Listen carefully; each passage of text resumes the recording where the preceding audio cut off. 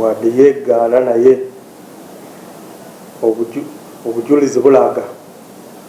nti waliwo ebintu ebimu badde beekweka batulimba nti bino badde byakagwa kati naye okunoonyereza kulaga nti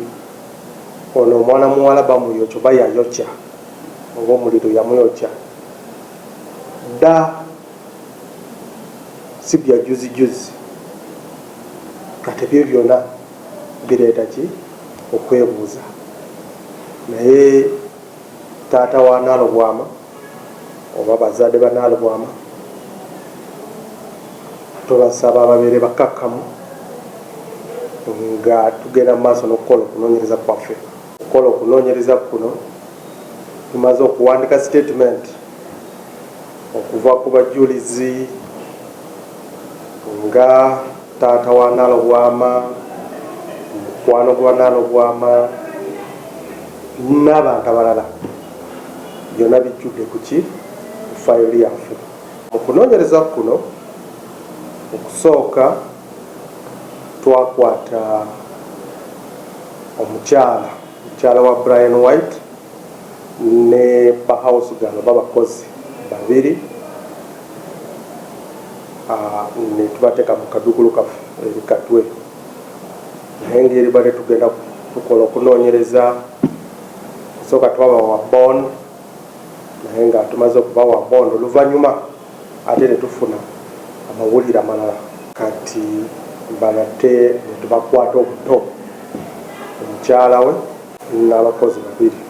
Waliwo ebintu ebimu bo kusooka badde bali mu kukweka nga batulimba batuwa amawulire amakyamu nga balowooza tetugenda kukola ki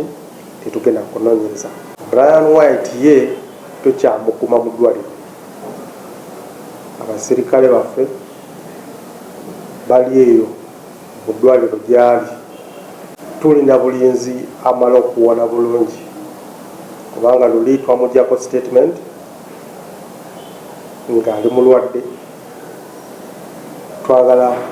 ng'amaze okuwona ng'ateredde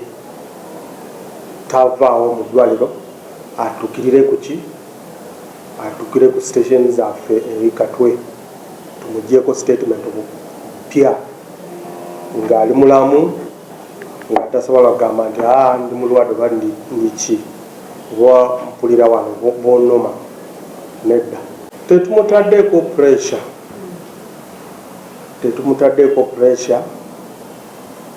ali mu ddwaliro ye yasalawo ogenda mu ddwaliro eyo,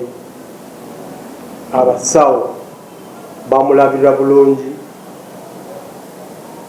byayagala bamuwa obujjanjabi, byayagala bamuwa.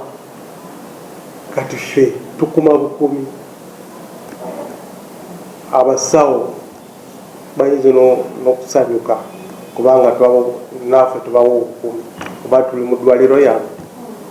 security ebeerawo.